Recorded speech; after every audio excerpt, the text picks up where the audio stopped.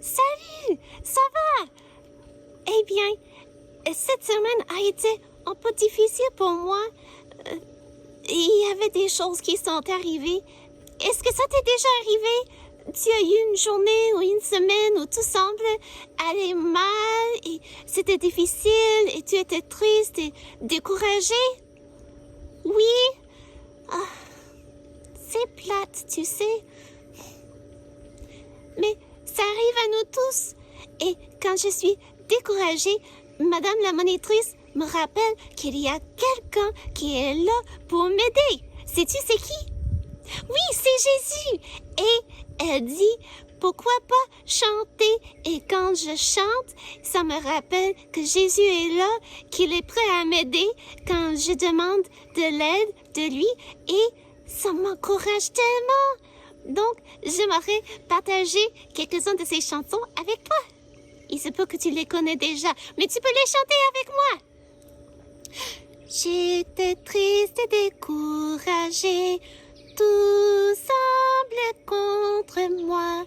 J'étais triste et découragée, mais Jésus m'a trouvée. Je vais recommencer, d'accord? Parce que j'ai manqué la note. J'étais triste et découragée, tout semble contre moi. J'étais triste et découragée, mais Jésus m'a trouvée. Il me dit simplement, viens, crois en moi. Il m'a dit simplement, viens à moi. Dans la lutte de chaque jour, quand tout est contre moi, dans la lutte de chaque jour, Jésus est mon ami. Il me dit simplement, va, ne crains pas. Il me dit simplement, va, je suis là. Et combien c'est réconfortant de savoir que Jésus est là et qu'il est là et que je puis lui demander de l'aide en n'importe quelle situation où je me trouve. C'est tellement réconfortant. Puis, de temps à autre, quand je suis frustrée avec moi-même, est-ce que ça t'arrive à toi aussi? Tu fais des choses que tu ne veux pas faire ou tu ne fais pas ce que tu sais que tu dois faire, comme l'apôtre Paul a dit dans la parole de Dieu. Eh bien, tu peux chanter avec moi. Pourquoi suis-je comme ça? Dis-moi, que je ne comprends pas. Trop souvent, je fais le mal que je déteste, mais je ne fais pas le bien que j'aime. Pourquoi suis-je comme ça? Parfois, tout en haut, tout en bas. Je ris, je pleure, je ne me comprends pas. Je voudrais toujours aimer ceux qui m'entourent, mais souvent je leur fais de la peine. Parfois, tout en haut, tout en bas. Puis la réponse c'est, ton cœur est partagé. Quelqu'un peut le changer. C'est Jésus qui voudrait transformer ta vie. Il sait remplir notre cœur de joie. Jésus peut tout changer. Oui, Jésus peut tout changer. Encore Jésus peut tout changer. Et c'est vrai, il peut changer le cœur de n'importe qui. Il est capable de le faire. Et on en apprend plus dans la Bible. Donc, je prends ma place pour écouter la leçon. Merci d'être là avec moi. J'aime beaucoup quand tu chantes avec moi. Et à la prochaine, bye!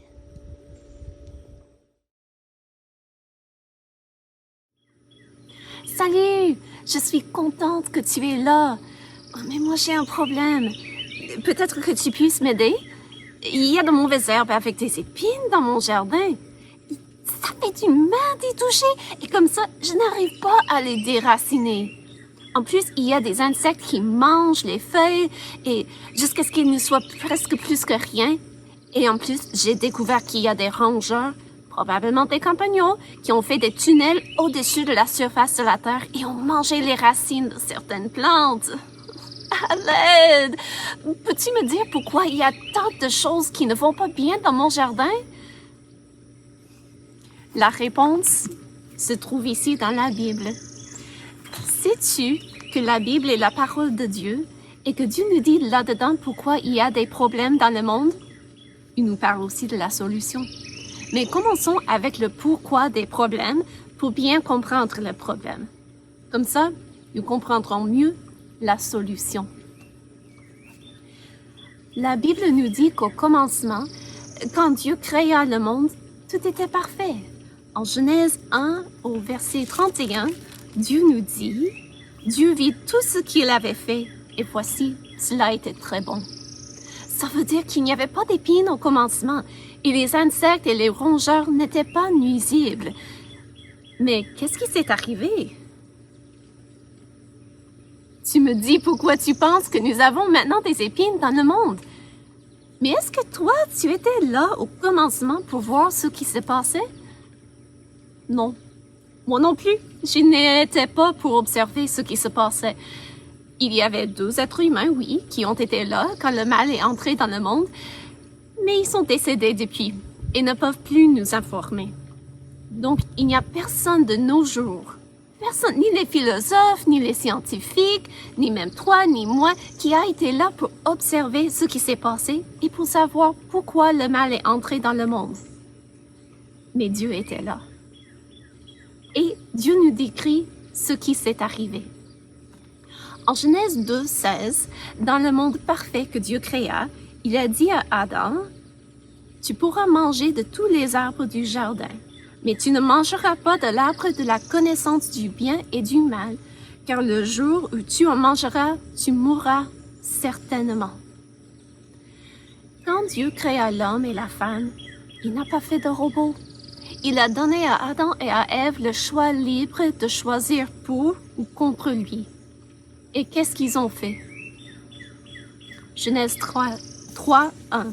Le serpent, le diable, a dit à la femme, « Dieu a-t-il réellement dit, vous ne mangerez pas de tous les arbres du jardin? » Fais attention à ce qu'a fait le serpent, le diable. Il a mis une doute dans la pensée d'Ève, une doute sur la bonté de Dieu, comme si Dieu leur cachait quelque chose de bien. Et il a tordu ce que Dieu avait dit. Connais-tu ce qui s'est passé? Au lieu de répondre aux mensonges de Satan avec la parole exacte de Dieu, Ève a commencé à raisonner avec lui. C'est dangereux de faire cela. La meilleure façon de combattre contre un mensonge, c'est de se rappeler de la vérité exacte de la parole de Dieu. Puis Ève a été séduite et Adam a fait sa décision de douter la bonté de Dieu.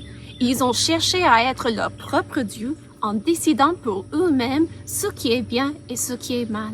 Ce que nous faisons tous sans la miséricorde de Dieu, parce que nous avons tous hérité de cette tendance. Et quelles étaient les conséquences de la décision d'Adam et d'Ève quand ils se sont rebellés contre Dieu et ne l'ont point obéi? Encore là, la Bible nous dit ce qu'étaient les conséquences.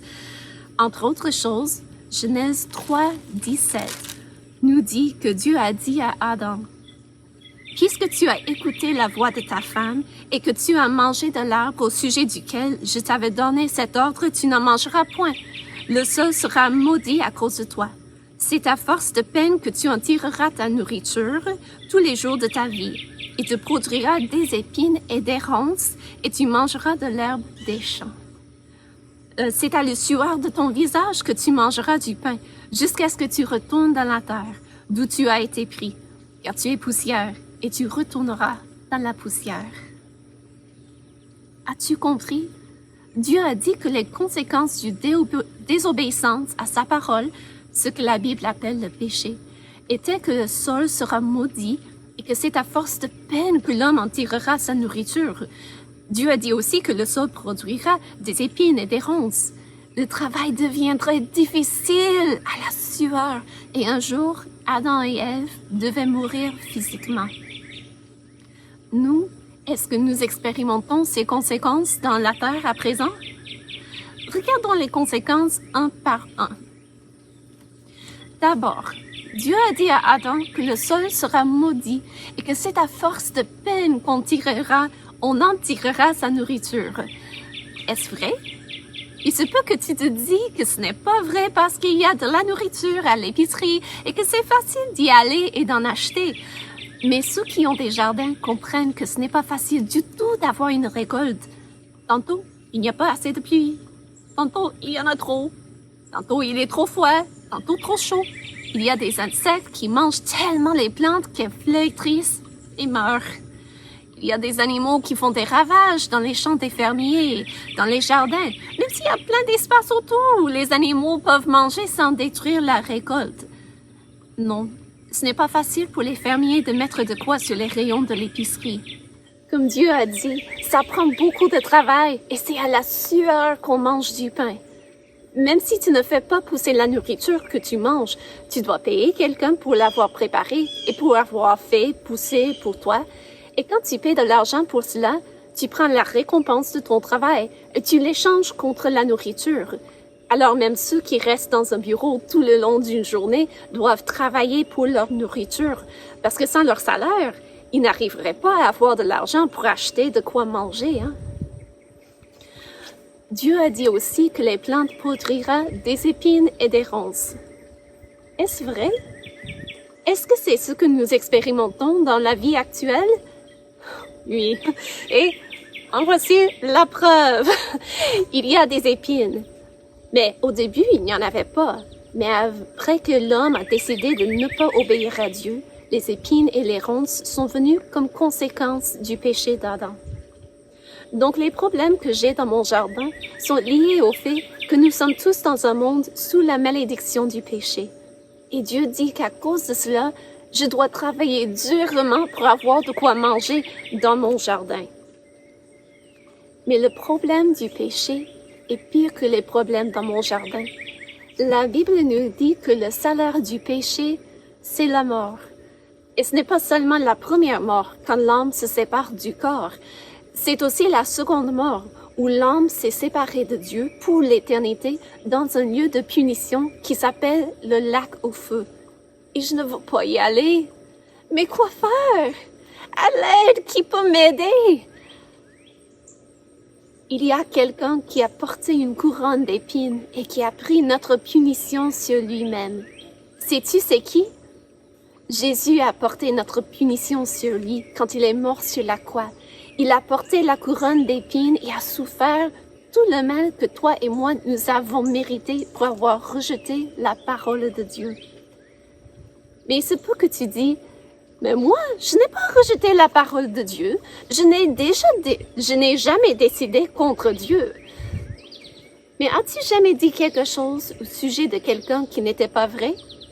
Dieu nous dit en Exode 20, 16, tu ne porteras point de faux témoignages contre ton prochain. Quand tu racontes un mensonge au sujet de quelqu'un d'autre, tu choisis de rejeter la parole de Dieu et tu décides de faire ta propre définition de ce qui est bien et de ce qui est mal. Et ça veut dire que tu as décidé contre Dieu et que tu veux toi-même être à la place de Dieu pour décider ce qui est bien et ce qui est mal. Puis as-tu jamais utilisé le nom de Dieu comme un mot commun, sans respect? Peu importe si c'était dans ta langue ou dans une autre langue, si c'était le nom précis de Dieu ou si c'était un euphémisme, c'est-à-dire un mot substitué pour ce qu'on veut dire. Quand nous utilisons le nom de Dieu comme un mot commun ou dans une expression quelconque, nous choisissons de rejeter la parole de Dieu et de nous mettre à la place de Dieu. Comment? Parce que Dieu nous dit en Exode 27, « Tu ne prendras point le nom de l'Éternel, ton Dieu, en vain, car l'Éternel ne laissera pas impuni celui qui prendra son nom en vain. » Et même si tu n'as pas rejeté toute la parole de Dieu, c'est sûr que tu en as rejeté une partie. Comment le sais-je? C'est parce que la Bible nous dit que tous ont péché et sont privés de la gloire de Dieu. L'état de chaque personne est pire que l'état de mon jardin parce que les conséquences sont plus graves. Pour chaque personne, la conséquence d'avoir rejeté la parole de Dieu est une conséquence éternelle qui va durer à jamais. Mais qu'est-ce que tu me dis? Tu me dis que j'ai parlé d'une solution. C'est ça! Et la solution se trouve ici dans la Bible. Dieu nous aime tellement qu'il a envoyé son Fils Jésus. Écoute ce que Dieu nous dit en Jean 3,16. Car Dieu a tant aimé le monde, et tu fais partie du monde, qu'il a donné son Fils unique, ça c'est Jésus, afin que quiconque croit en lui ne périsse point, mais qu'il ait la vie éternelle. Dieu t'aime tellement qu'il a pourvu un moyen pour toi d'être pardonné de toutes les fois où tu as douté la parole de Dieu et tu as rejeté sa volonté. Il a envoyé son Fils Jésus pour mourir sur la croix. Et pourquoi? Parce qu'il prenait la punition que toi et moi avons méritée. Et maintenant, Dieu offre le pardon afin que quiconque croit en lui ait la vie éternelle. Jean 3, 15. Dieu a déjà tout payé pour que tu puisses être réconcilié avec lui et pour que tu puisses aller vivre auprès de lui quand tu auras terminé ton temps sur cette terre. Ceux qui ont cru en Jésus comme sauveur n'auront jamais à expérimenter la seconde mort parce que Jésus a payé le prix de leur péché. Mais parce que Dieu ne fait pas de robot, il laisse le choix libre à chacun et à chacune. Comme Adam et Ève au commencement, nous avons tous le choix. Allons-nous croire à ce que Dieu nous dit ou allons-nous rejeter la parole de Dieu et essayer de faire nos propres décisions sur ce qui est bien et ce qui est mal? As-tu déjà fait ta décision? Y a-t-il un temps où tu as reconnu que tu as fait du mal et que tu as brisé la loi de Dieu? Est-ce que tu t'es reconnu coupable pour avoir rejeté la parole de Dieu? Sais-tu que Jésus est mort sur la croix pour tes péchés et as-tu décidé de croire en lui comme son seul sauveur? La Bible dit en Actes, « Crois au Seigneur Jésus et tu seras sauvé. » Si tu n'as pas déjà fait cette décision, je t'encourage d'y penser. Nous ne sommes pas garantis d'avoir une longue vie. Et Dieu dit en Hébreux 3, au verset 7, je le trouve, « Aujourd'hui, si vous entendez sa voix, n'endurcissez pas vos cœurs. » Et plus tard dans le même chapitre, il dit, « Prenez garde, frères, que quelqu'un de vous n'ait un cœur mauvais et incrédule au point de se détourner du Dieu vivant. » Ce moment, c'est le seul moment où tu puisses être certain d'avoir l'opportunité de choisir pour Dieu. On ne remet pas cette décision pour une autre journée. Tu n'es pas garanti de l'avoir. Les problèmes que j'ai dans mon jardin sont le résultat de la décision d'Adam et d'Ève de désobéir à Dieu et de ne pas écouter sa parole. Pour le moment, il n'y a rien à faire que de travailler dur. Mais le travail et la sueur peuvent me rappeler du péché, de combien c'est grave de désobéir à la parole de Dieu. Et pour ceux qui ont mis leur foi personnelle en Jésus comme sauveur, ce travail et les conséquences du péché peuvent leur rappeler du fait que Dieu est bon, qu'il est mort pour nos péchés, qu'il est ressuscité des morts et qu'un jour, il va amener ceux qui ont mis leur foi en lui pour vivre à jamais avec lui, où il n'y aura ni épines ni douleur. C'est merveilleux et j'élève à Dieu des louanges pour ce qu'il a fait pour moi quand je l'ai accepté comme mon sauveur. Je veux tellement le louer. Connais-tu le psaume 100 dans le psautier de Genève? Vous tous qui la terre habitez, chantez à haute voix, chantez, réjouissez-vous au Seigneur, par un saint hymne à son honneur. Sachez qu'il est le souverain, qui sans nous fit de sa main, nous le peuple qu'il veut chérir, et le troupeau qu'il veut nourrir. Entrez dans son temple aujourd'hui, que chacun vienne devant lui, célébrer son nom glorieux, et qu'on l'élève jusqu'aux cieux.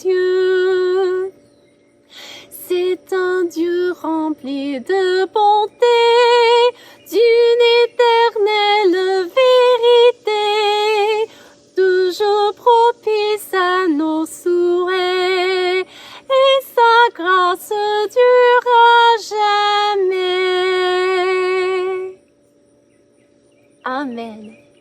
Et Dieu voulant, à la prochaine. Au revoir.